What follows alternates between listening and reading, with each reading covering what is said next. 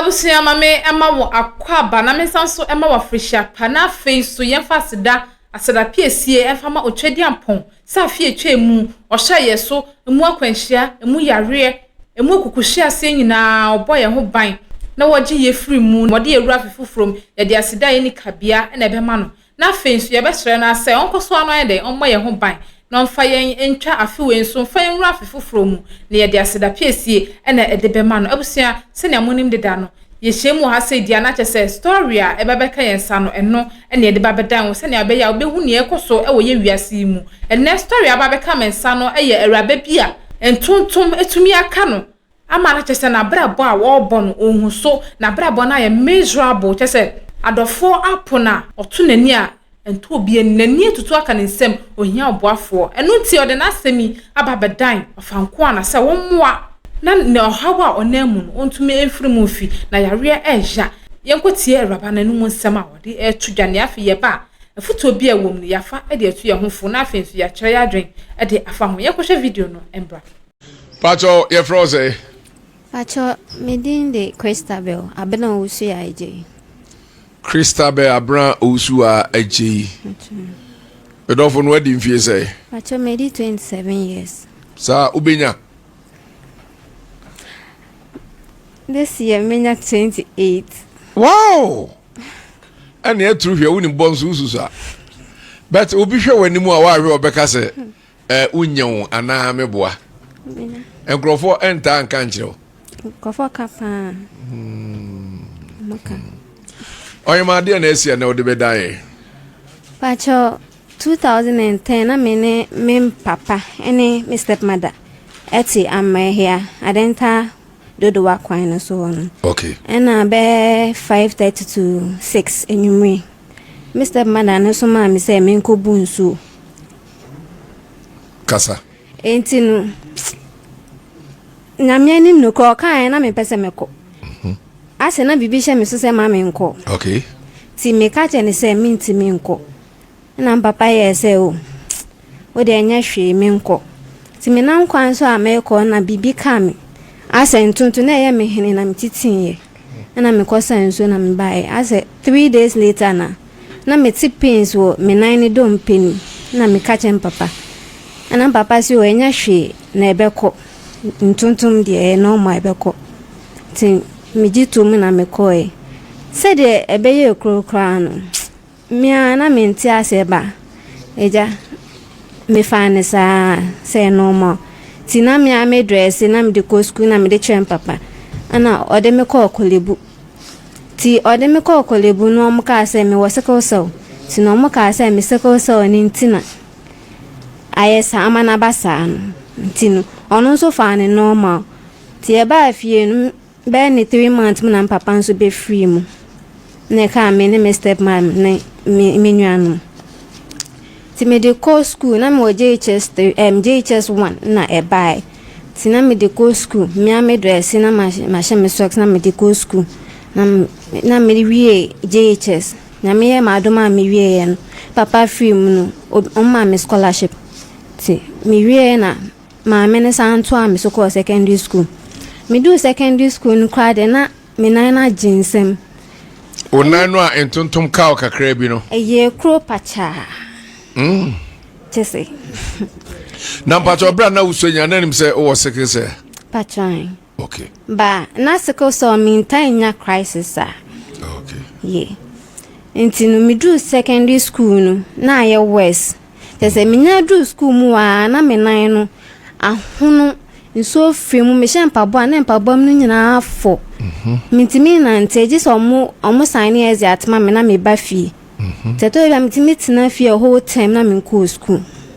because of me nine we ba me mia mani a whole time no e bia 1 week to examination na me mia mani me se meko akotro exams na mako na makotro ti me didi mo sa ana me di complete secondary school no me wie na me ye adwuma kakaka adwuma no nso a me she adwuma na ase a na asanka no ho mintimi nko adwuma obi adwuma so mintimi nya ne sa na adwuma no nso wo se me jai ti me jai me ba fe na Mr. Madaka se ontimi fa me bedding embeto no ho so me nketo anso wo ho a wo so ohwe o muntino me nko me nanam ho ena me de call me nanam ho ti me call me nanam ho me de me hwe de we ayakọ na ase nkofo ka sunsum na me se ne me wofa ame papa kuma ode me tu anamo na ode me call dunsini bi ho no na do no so be ka ne se etwitwa nam wo me na so asi etwitwa nam wo me na so yada ono so ye ni nyankoma de ni niama ena ode ade ne ma me se menwe me na misuru sata na misua na misuru na me se minti menwe tina omubu afu ana me so se we ame papa no epeja ame no ode nya mis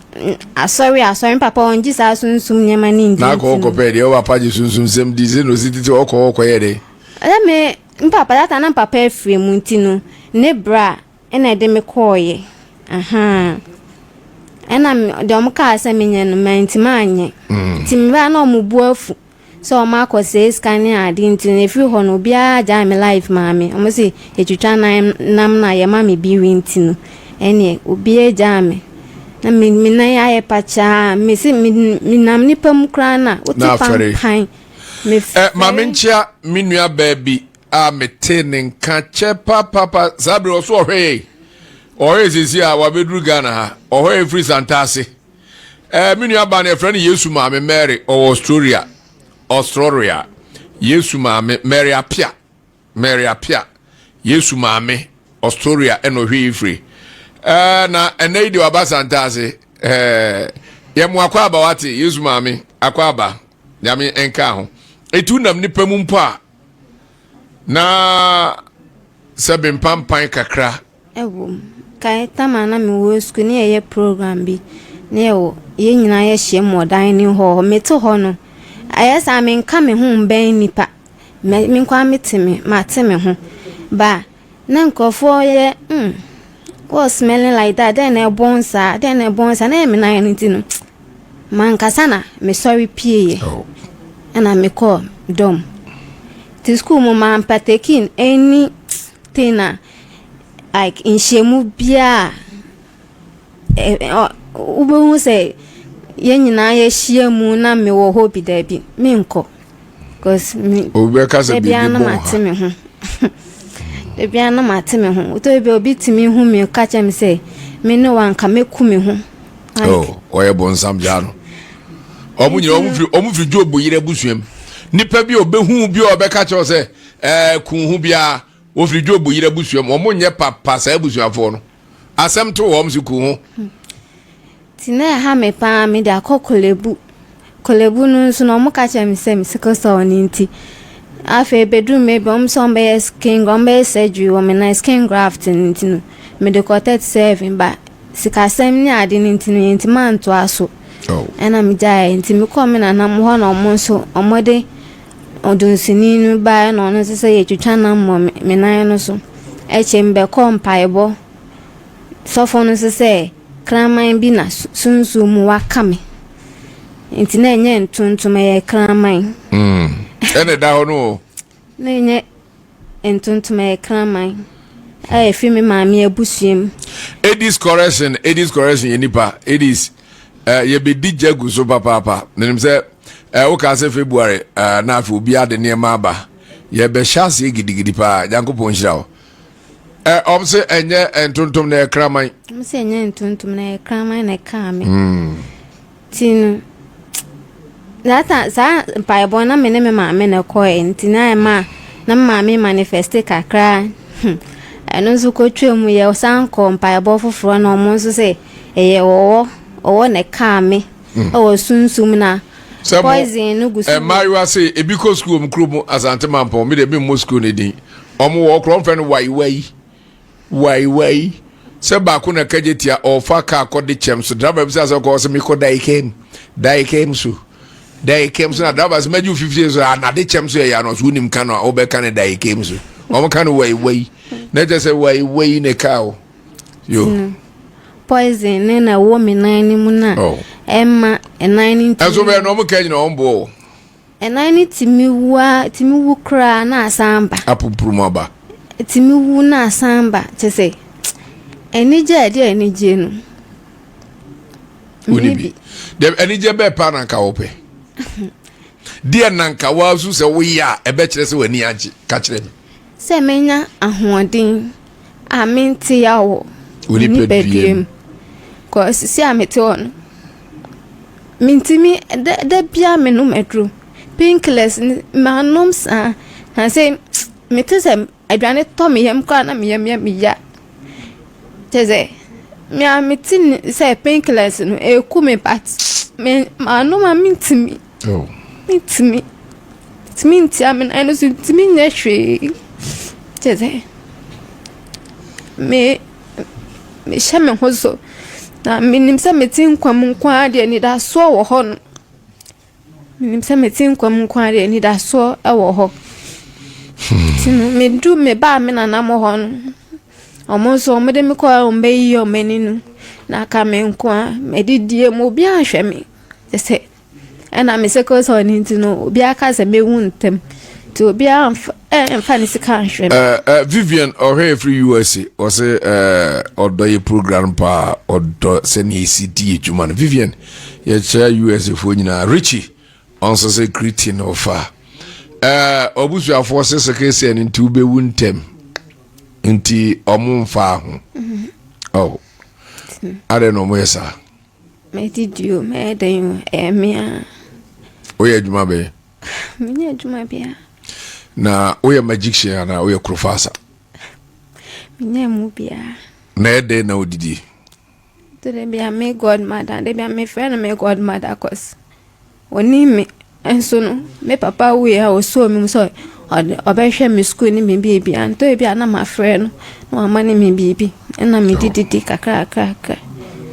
tino ono e osuso mu na tore bia me classmate no omni me condition e bi mu so akai me no be ba cho wa wo pe pachai me wo mami no wa wo tu pachai e ma na mema penyini e be ma na ketwa no yoba na be ma no wo mo e o kumase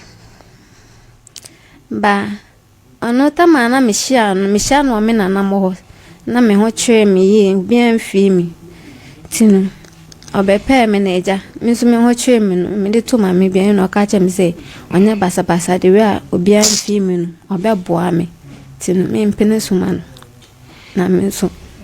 me de aho chere ni ahohihi apene so ma no tinu me ne tia na nyin semba mu fa me ye me first born ni se ne ba ni na ejuma no start se ekofum na enkoye ko ye tile 2000 tinu esa no ana mi fi mi na nam ho no me wo ya na me call me ma me ho Kenya ase ahafu Kenya ase timi betina me ma me ho no eba Kumasi so obepe se eja obenya ejuma no be pekia basto na abusu afọ wuni mamintu abusua edemu no ye pa mo chewo mamintu mfo kakrawati moye mani paye mobo mawiase ye ya na ke hu ye ke nua bai situation a wo komu yi ka o se ye mom ne de ayam hihye ne akomapa ebua no ma ne kra eba no rada chese ya hye nkom se saa sekre se won so be wuntemti mo tete no amene wuntem na mo akase e kan adai ne ni pedru ba bia yesa o ma boy ma me wa hafu Kenyase ono so me betina ni nchen o se no ho chere ni ntinu me ntu mfin ni dan mu no mfa mahai ti o ma me owo yes me ba che wo kire me usuba kakra wo usuba pa okay me ni obi tia me ni obi a me ha adwen me ni obi a me nim se me ni ahoden sa but me kakra me ya e bia ma ahoden be so no de me ye entinu me ma me ni ma me kotena ye no me ni obi a me pie de bia me shere me nan we me nko ba bia me shedam san aji ube hu mi wabonte aji se me koto ade bia me koto aduane bi na benno na me de siso na medi na me ne me medi me mpie enso me maame ono ope pie me nyese me pese me se no but okofie we me na okeka ni nsema ni panso ye nim kasa kwa akose kakokasa no ubefiri ho no na omudi watem omo kan nsema ewo wechi obekasa me na me koka enso wa ho nsem na okoka yen na no na yesa minyo obi a me pie enso ma me opie na okokeka ni nsem na ofiro na otete nsem o se me na makoka no ho asem enso minyo obi a me pie mi de bia me hyedem mini adamfo kenya ase ho no manyi wo ho no ti mini adamfo bia wo ho so de bia ma me pia kwa aba na makose no na makoye ni si eti do si tu free ni dem sese na onfa da na ma hai o se no ho kire no de samo kan na onso akoda he ti me pempanyifo ne be kasai ma me ti me kase maye ne boni ma so a me kompa bo bia na me ka che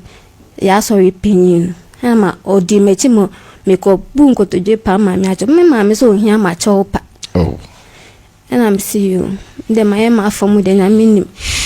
entinu ba sa o tu me no ene me de dade da bontin so sa akola keto na keto anu so ka me ho neja sister bia oni ma se moni ma me ne we na o kire me se membra han me fa ma se medam ti madam fu bi na wo kuma se na me friend na me cheche bibia mu che no si o mo dan wo mo nti wo de membra me betna han ma na metimi aba e de ma se na bedam osu di no abna hosia abra kafrawati se akola bebe wiase abehunu amania ene wahuni nanso ade a ede ewo ebe enyina mu ene se achia emuyi